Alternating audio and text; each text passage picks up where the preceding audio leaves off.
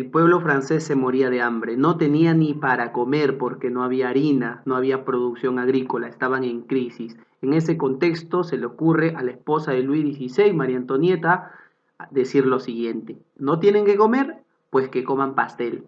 Ignorancia grande e incomprensión de la necesidad de su país, porque sin tener harina para poder producir pan y alimentarse, esta señora empolvaba sus pelucas con harinas y así perjudicando totalmente al pueblo. En ese sentido, los pobladores escucharán un eco de la ilustración que llegaba a su país: liberté, igualité, fraternité. Y con este lema se dará inicio a la Revolución Francesa, que transformará la historia no solamente de Francia, sino del mundo entero.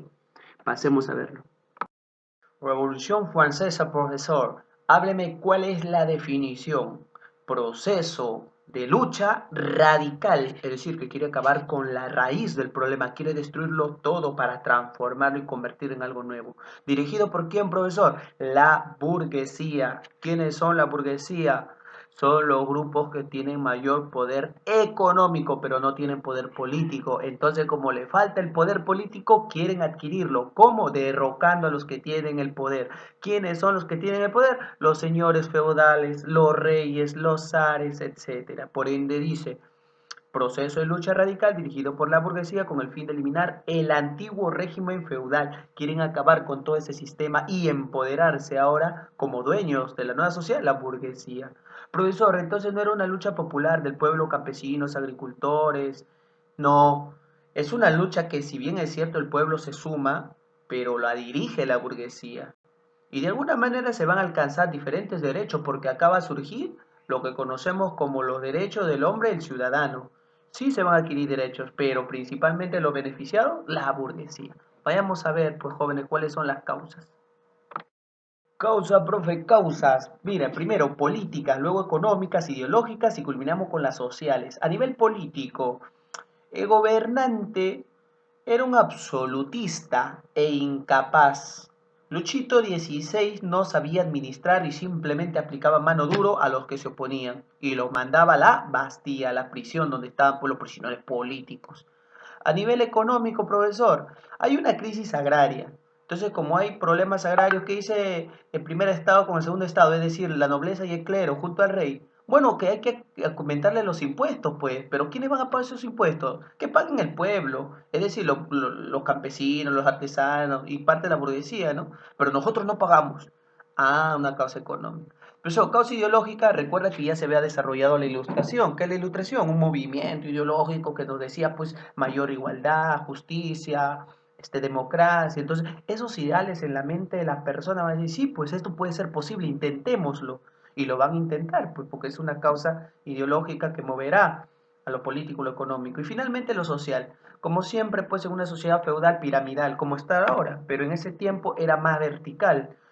Un 5% lo representaban los gobernantes, de repartido entre la nobleza alta y el clero alto. También había clero bajo y nobleza baja. Eso está dentro de los gobernados, porque ellos de alguna manera incluso van a respaldar la lucha del pueblo, porque siempre hay que diferenciar.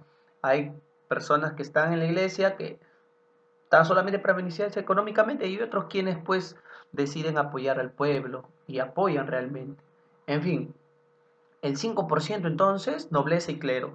Y el 95% de la sociedad francesa son principalmente campesinos, artesanos, obreros y también burgueses. Entonces, esa es una de las causas. Profesor, ¿cuál es la causa principal? ¿Cuál sería la más importante? ¿La ideológica, la social, la económica o la política?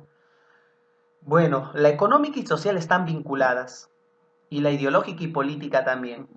En este caso, la principal será la económica, porque en el momento en que se les aumente el impuesto, esa será ya pues la gota que rebalsa el vaso y todos digan, no, acá nos rebelamos y nos oponemos. ¿Por qué? Solamente están decidiendo la nobleza y el clero, pues el pueblo no tiene voto, o su voto solamente vale por uno, mientras que nobleza y clero entre ellos vale dos.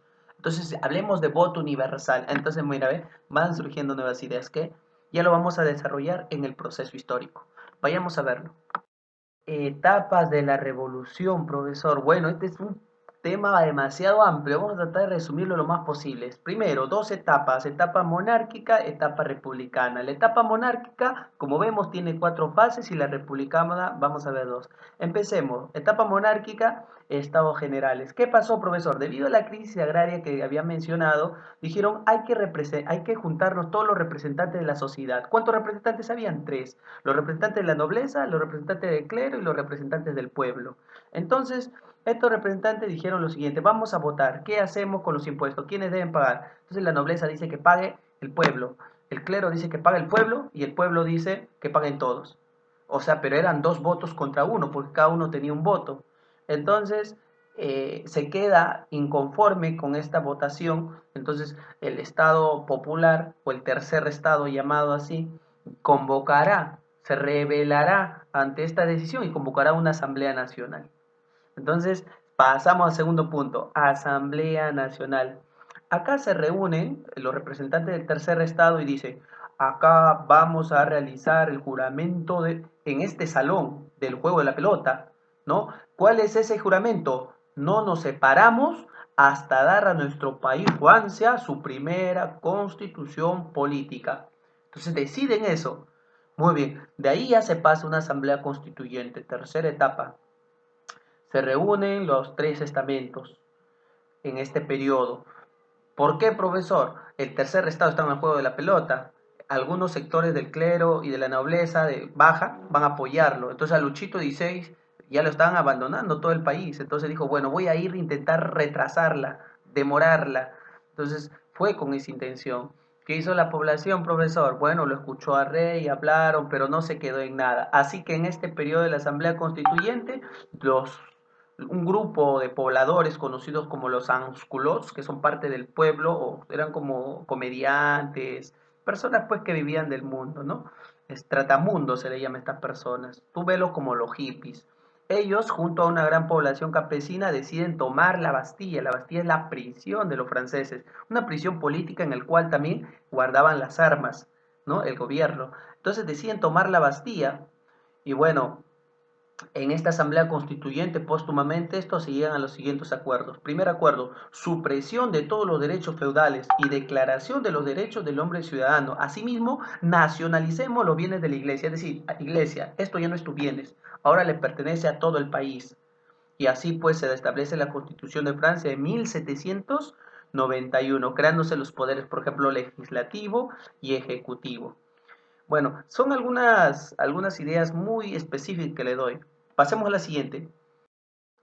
Bueno, ya tenían secuestrado a Luchito XVI, así que en el periodo de la Asamblea Legislativa, el último periodo de la etapa monárquica, Austria y Prusia se dispusieron a invadir Francia. Esto pues es respaldo en apoyo a Luchito XVI.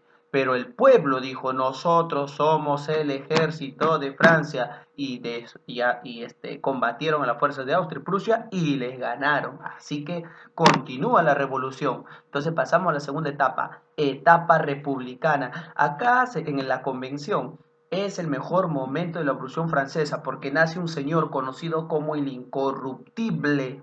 ¿Quién es este señor? Robespierre.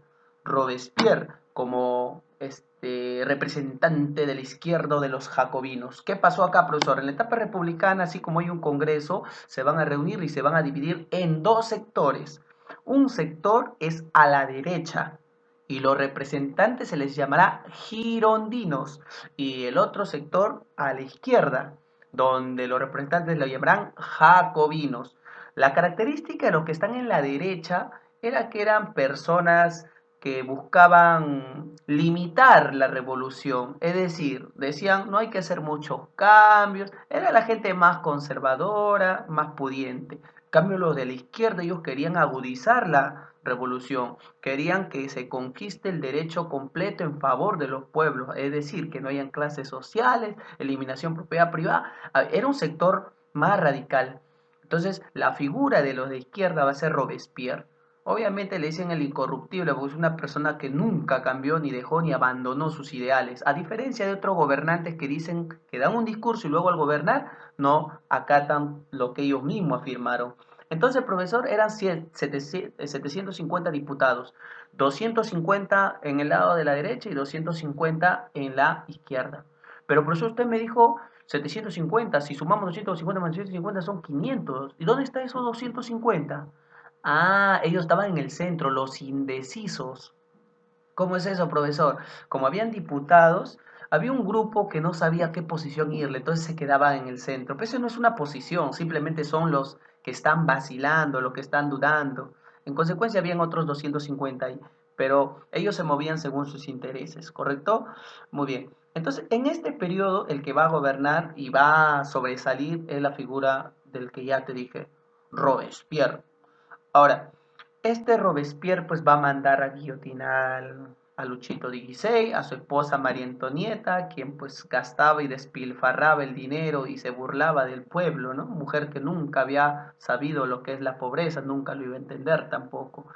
En este periodo la revolución iba a continuar, pero llega un momento en el cual Robespierre decide asesinar incluso a su amigo Dalton, uno de los generales, podríamos decir, de Robespierre en cuanto a acabar con las personas que están contra la revolución. Entonces Robespierre se radicalizó tanto que hubo un sector incluso que de los jacobinos que dijo, no, no es un problema Robespierre, entonces mejor asesinémoslos. Entonces terminan asesinando a Robespierre.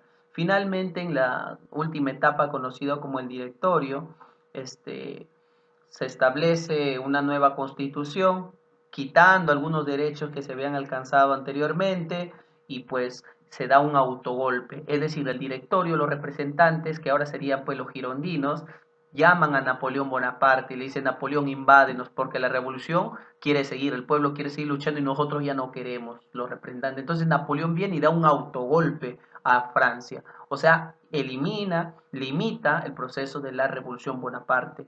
Eso se conoce como el 18 de Brumario.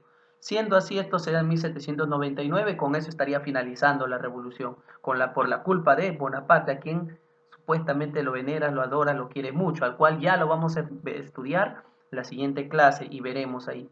Muy bien, para culminar, vayamos a ver cuáles son las consecuencias de esta revolución que se da en Francia. Hoy en día pues se habla de grupos de izquierda y grupos de derecha. ¿De dónde nace eso? De la Revolución Francesa. Ahora les pregunto a ustedes, ¿tú te consideras de izquierda o de derecha? Los de derecha quieren mantener las cosas como están. Todo tiempo pasado creen que fue mejor, mientras que los que son de izquierda buscan el progreso, el desarrollo y el cambio. Así que tú te identificas con los girondinos o jacobinos, con los de derecha o con los de izquierda.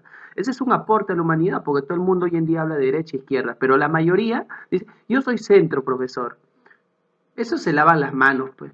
O eres opresor o eres oprimido. O estás con el pueblo o estás con los que oprimen al pueblo. O sea, las cosas son claras.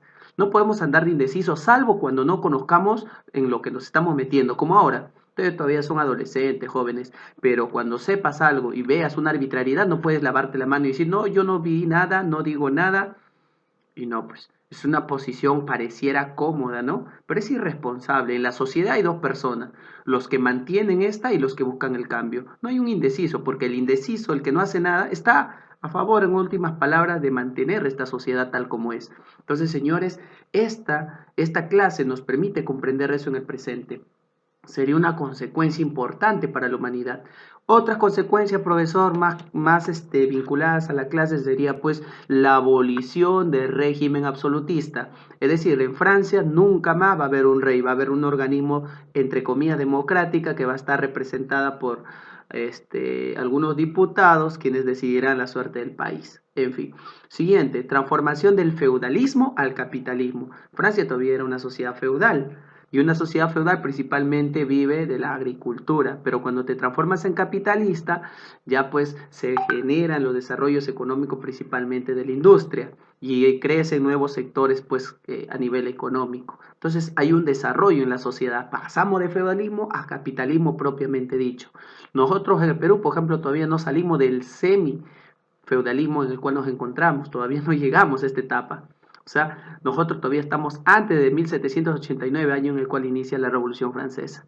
¿Qué más, profesor? Redistribución de la riqueza, dado que eliminaron al régimen absolutista feudal, al rey y a su familia, la clase noble, la riqueza la redistribuyeron. Pero ¿quiénes se la redistribuyeron? La burguesía. Esa riqueza no se lo dieron al pueblo, así que el pueblo seguirá siendo pobre y oprimido, mientras que la clase de la burguesía, porque te dije que ellos son los que lideran esta revolución, serán los beneficiados. Entiéndase, por ende hoy en día, ¿quiénes son los que están arriba explotando a la sociedad? Los burgueses, pues, ¿no? Mira, ve cómo cambió el poder, pero obviamente la explotación no es como antes. Hemos mejorado, hemos avanzado en la sociedad, entonces no hay que decir, profesor, cambiamos simplemente. No, no, no. Sí hay un desarrollo y un avance gracias a esta revolución que se ha dado. ¿Qué más, profesor? Se da la Declaración del Hombre y el Ciudadano. ¿Cómo se alcanzó esta declaración en favor de los derechos del hombre y ciudadano? Rogando, sirviendo o con lucha. Entonces, chicos, si ustedes consideran que algo es justo, deben solicitarlo, exigirlo, y si no se puede, reclamarlo y luchar para poder tenerlo. Es así.